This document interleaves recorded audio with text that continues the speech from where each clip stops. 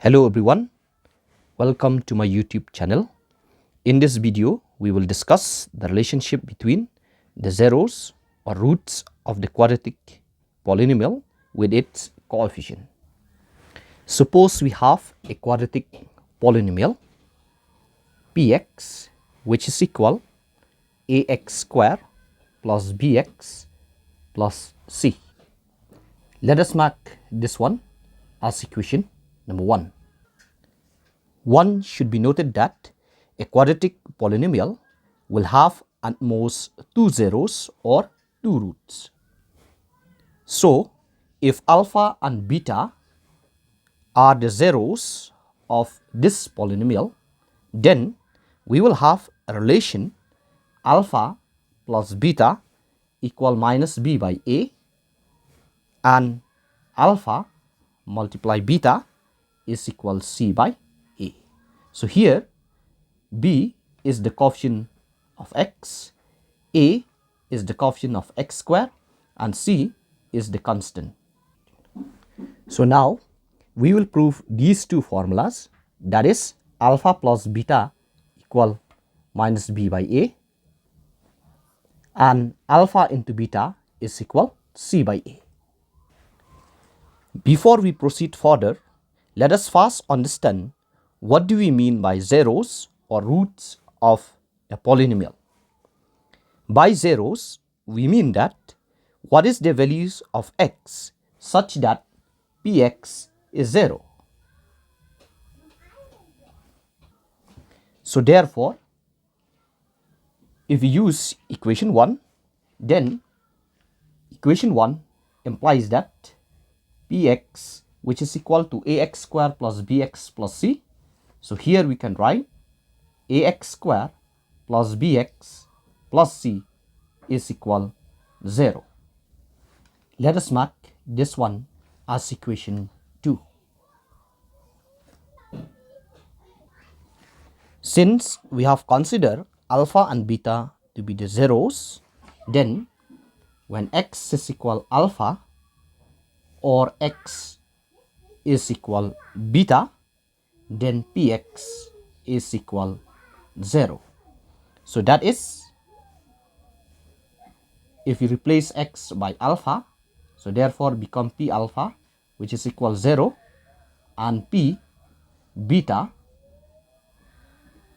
it is also equal 0. Let us mark this x equal alpha to be equation 3 and x equal beta to be equation 4. So therefore, from equation 3, we can write x minus alpha is equal 0. We have taken this alpha to the side. Let us mark this one to be equation 5. And from equation 4, it implies that x minus beta is equal 0. Let us mark this one to be equation 6. So now, if we multiply x minus alpha and x minus beta, then we can write x minus alpha into x minus beta, then this one is equal 0. So again, if we multiply this one by a constant, let's say m, so m into x minus alpha multiply x minus beta, then m into 0 will get 0. So now we will take the product of x minus alpha into x minus beta. So here you can write x into x minus beta, then minus alpha, then x minus beta, which is equal 0. So this one can be written as m into x will get x square, x into beta will get x beta, so here minus x beta, minus alpha into x will get alpha x, minus minus become plus, so alpha beta. This one is equal 0. So this can be written as m into x square minus, let us take common, x. So here x into beta plus alpha, then plus alpha into beta, this one is equal 0. So if we multiply m into x square, we can write m into x square minus m, then alpha plus beta into x, then plus m into alpha beta, this one is equal 0. Let us mark this one as equation 7. Let us compare this equation 7 with equation number 2. So from equation 2, we have ax square plus bx plus c equal 0. Both equation 7 and equation 2, they are a quadratic equation. So therefore, if we compare equations 2 and equation 7, we can write ax square plus bx plus c is equal to m into x square minus m into alpha plus beta into x plus m into alpha beta. So as we can see from here, the coefficient of x square on the right hand side is m, the coefficient of x square on the left hand side is a.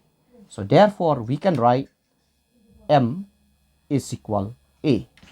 Similarly, the coefficient of x on the right hand side is minus m, alpha plus beta, and the coefficient of x on the left hand side is b. So therefore, from here we can write minus m, alpha plus beta, this one is equal b. Here on the right hand side, the constant is m into alpha beta, and here the constant is c. So here we can write m into alpha beta, this one is equal c. So this can be written as alpha plus beta is equal b divided by minus m, and alpha into beta is equal c. So as we can see from here, m is equal a. So therefore from here we can write alpha plus beta is equal minus b by a, since m equal a, and alpha into beta. So here when we take this one to the side, so we can write c by m. So here alpha into beta is c, but m is a. So from here we can see that the sum of the zeros, that is alpha plus beta, is equal minus b by a, and the product of the zeros, that is alpha multiply beta, it is equal c by a. So these two formulas shows the relationship between the zeros and the coefficient. Thank you for watching my channel, and stay tuned for the new update.